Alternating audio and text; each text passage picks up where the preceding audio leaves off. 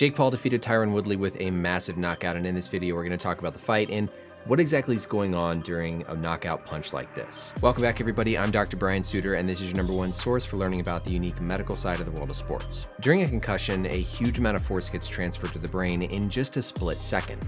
As we can see here, boom, it's that quick where all that energy from Paul's punch gets transferred to the head of Tyron Woodley and into the brain in just the matter of a split second. The brain and the skull go from being essentially stationary to, in the matter of a split second, right from this frame to that frame.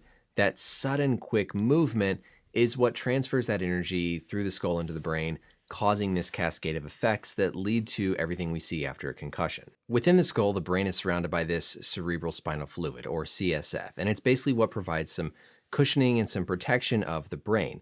But in the case of a concussion, because of how quickly that head gets shifted with all that energy being transferred through, as the skull moves, the brain is initially stationary, but then all of a sudden will slosh in and smash into essentially the inside of the skull as this energy is transferred through the brain. So thinking of that clip with the brain inside the skull, here Woodley's head, the brain is particularly stationary.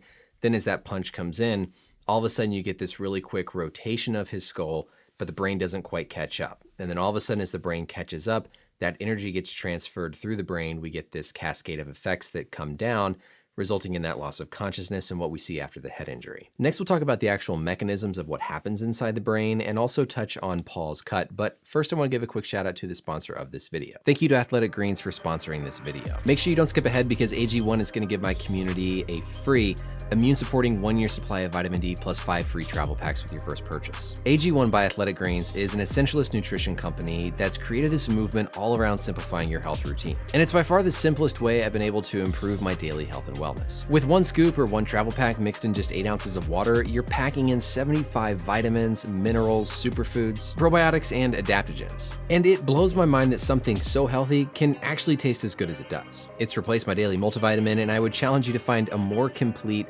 powder or supplement on the market. For the athletes watching, I know it's absolutely crucial to be able to trust what's actually in your supplements and powders, and you can trust AG1 because it's NSF certified for sport. Go to the link in the description now to get a year's supply of vitamin D3K2 and 5 travel packs for free with your first purchase. This is a game changer for supporting your immune health. AG1 provides your body with everything it needs for optimal performance every single day. So if you want to help support this channel and do something simple for your health, then check out AG1 today, and let's get back to our learning. The cells inside our brain are called neurons, and they essentially generate these electrical impulses that are in part governed by how different ions like potassium, sodium, calcium transmit back and forth through the beginning and end of these nerve fibers. So as we're sitting here, there's all of this electrical activity that's actually going on in our brain.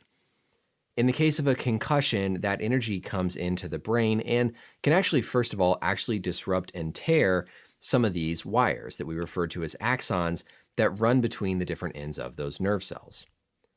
So that's one of the ways you get damage with a concussion is actually disruption and tearing of those axons. But what primarily happens is whenever that energy comes through, you get this massive depolarization and sort of dumping of all these neurochemicals that flood the brain and result in all the effects you see with a concussion. If the energy to the brain is significant enough, it affects your level of consciousness, and you go unconscious like we saw happen with Tyron Woodley. But then after you start to regain consciousness, you have this completely altered neurochemical balance within the brain that causes all those symptoms like the dizziness, the headache, the vision impairment, the nausea, etc., because of how altered that biochemical matter is within the brain, because of how that energy has affected those brain cells. As you recover from a head injury, it's restoring that balance, getting all those different neurochemicals, those ions, back in sort of their proper concentration, removing and resolving some of the swelling in the brain, and that's what takes time for you to recover from a head injury. You know, another point with this, Woodley is also extremely lucky that he didn't hurt his neck worse on this fall. I mean, we just recently saw a bare knuckle boxer who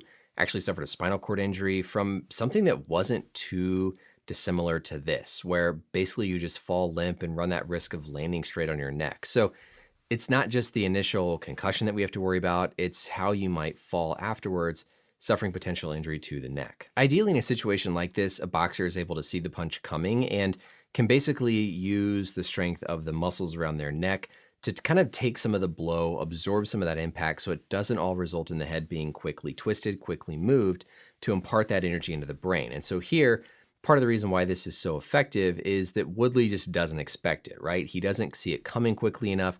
He doesn't have time for the muscles in his neck to react to protect his head and help absorb that impact. Finally, the last thing to quickly point out, this laceration that Paul had over his forehead. This actually did occur from an elbow from Woodley early on, and I just want to point out what you can actually see here with the mechanism of how these lacerations occur. So it's of course Woodley's elbow, and right here you can see it almost just makes direct pressure, direct contact with Paul's forehead. But as Woodley's elbow comes away and Paul's head kind of comes back around, you can actually almost see that cut already, that little indentation that's formed right there, just from that sheer force of the skin rubbing beneath the bony surface of Woodley's elbow and the underlying skull. They did a fantastic job of managing this cut. Usually it's a combination of something like an inswell to reduce the swelling with cold temperature, sometimes medications on gauze like epinephrine to help induce kind of some vasoconstriction, and other medicines to help promote coagulation or clotting of the blood. So great job by Paul's corner to help manage this cut. As some of you might have seen, my last video was also dealing with a concussion to an NFL player. And this is again just the really interesting and just unpredictable nature of head injuries. Certainly the impact to Woodley looked much more severe than what Donald Parham suffered, but what we watched on the field looked more serious to Parham. Long term, we have no way of saying which of these two impacts is more detrimental to someone's health, but this just goes to show that there's such a wide range of possibilities in terms of the impact that can cause a concussion and what we can actually see the person display in the after effects when someone has a brain injury like this. I hope this video is educational to have a chance to discuss kind of the pathophysiology of concussions. Let me know as always any questions or comments down below, and until next time, we'll see you later.